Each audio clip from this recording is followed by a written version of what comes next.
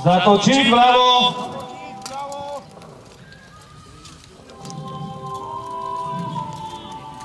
Stať. Vpravo bok.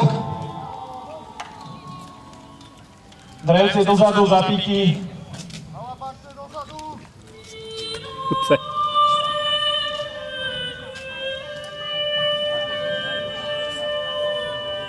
Zbraň k nohe. Pohol. Takže vážení návštevníci, teraz si ukážeme, ako sa cvičila taká jednotka, ktorú ste mali možnosť vidieť v prvej ukážke, kde sme sa bili o tento hrak. Ale najskôr si predstavíme jednotlivé zložky armády. My predstavujeme vyrovnať.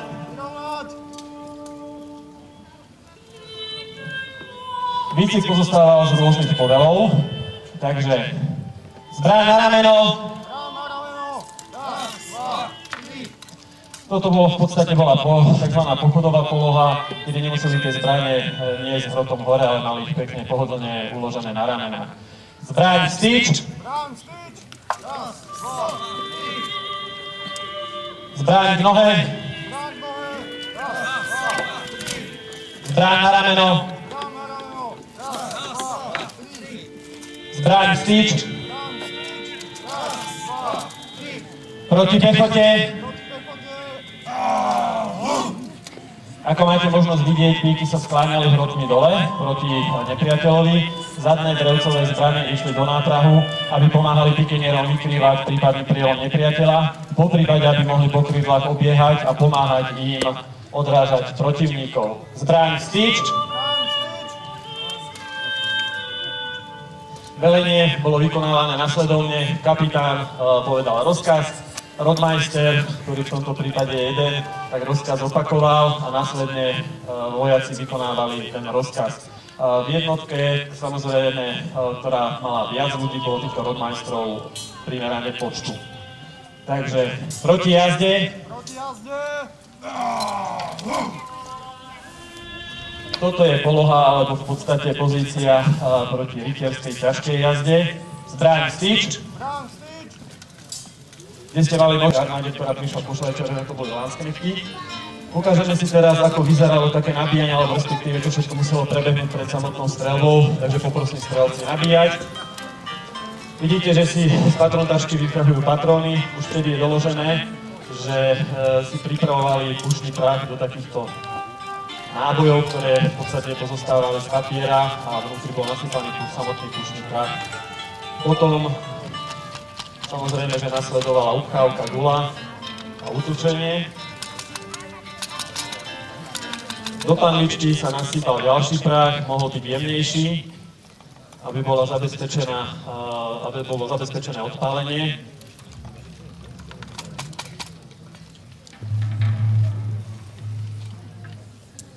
Vidíte, v rukách im horia dutnáky alebo lunty, ktoré ofukujú, zakladajú.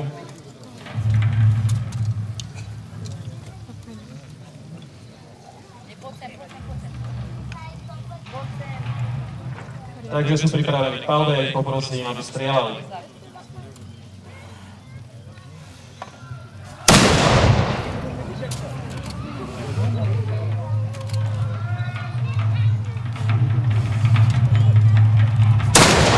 Ako máte možnosť vidieť, niekedy sa nepodarilo odpaliť na prvý raz a zrhalky boli veľmi časté.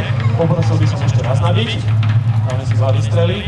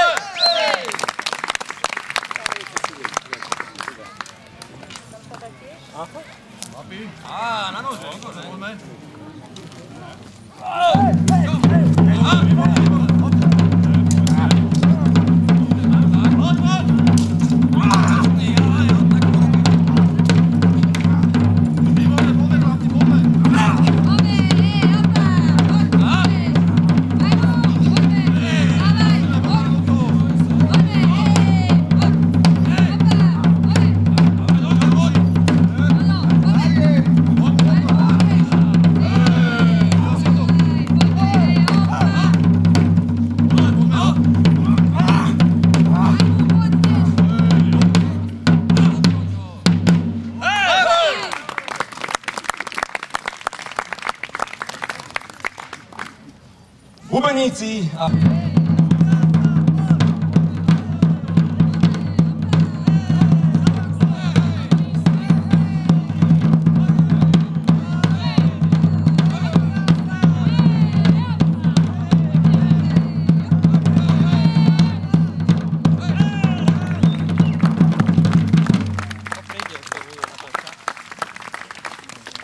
Ako si sadne?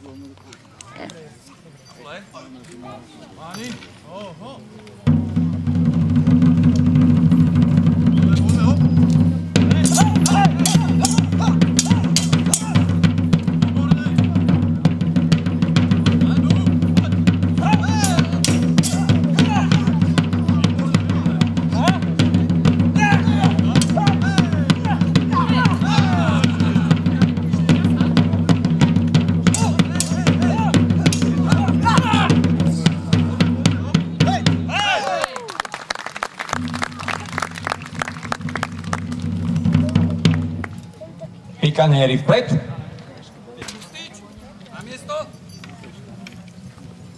Ako ste dneska mnohí z vás videli, jedna z najobávanejších zložiek boli pikanieri. Títo bojovali vo formáciách, ktoré mali tvár štvorca alebo obdĺžnika a útočili tak, že píky sklopili a svojou obrovskou silou drtili protivníka. Tieto formácie boli častokrát doplňované aj o žoldnierov s obojručným mečom, ktorí presekávali píky nepriateľom, nadvihovali ich, povedzme, aby sa ich spolubojovníci mohli k nepriateľovi lepšie dostať. No a my vám teraz ukážeme 3 ukážky súboja žoldniera s obojručným mečom proti 3 pikanierom. Prvá ukážka bude o tom, ako žoldnier s mečom podľahne.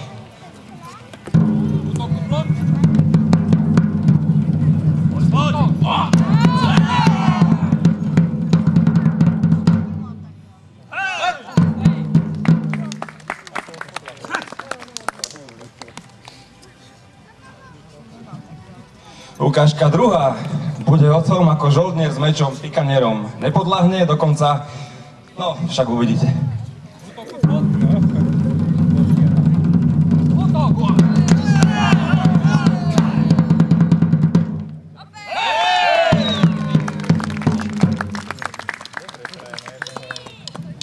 Ukážka tretia bude útok zmiešaný, poprosím jedného pikaniera. Poď, neboj.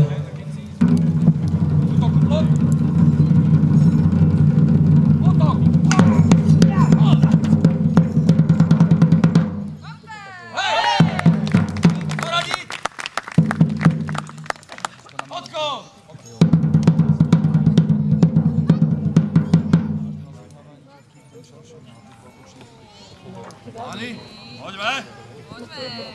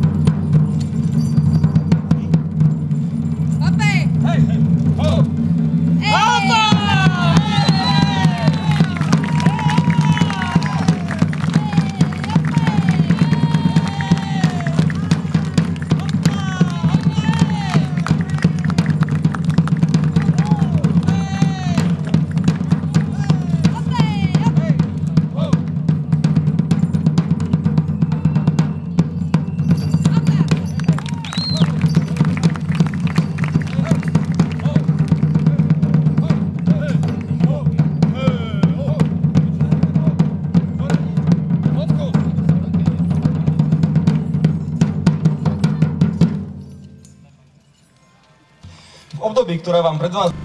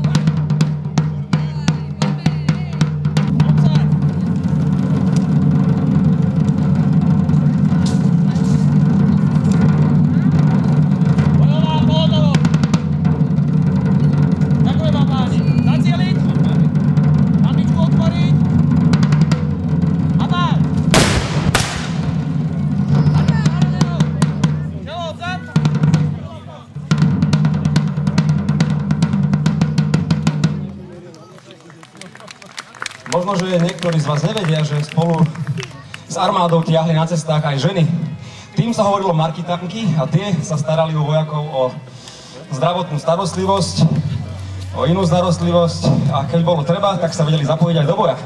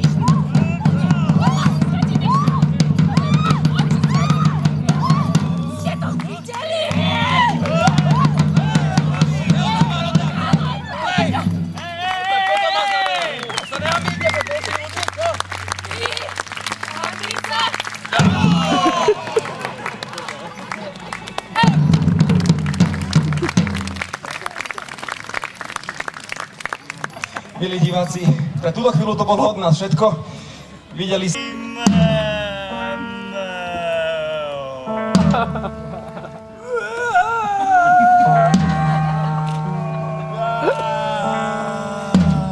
To se mi nelíbí. To máš blbý.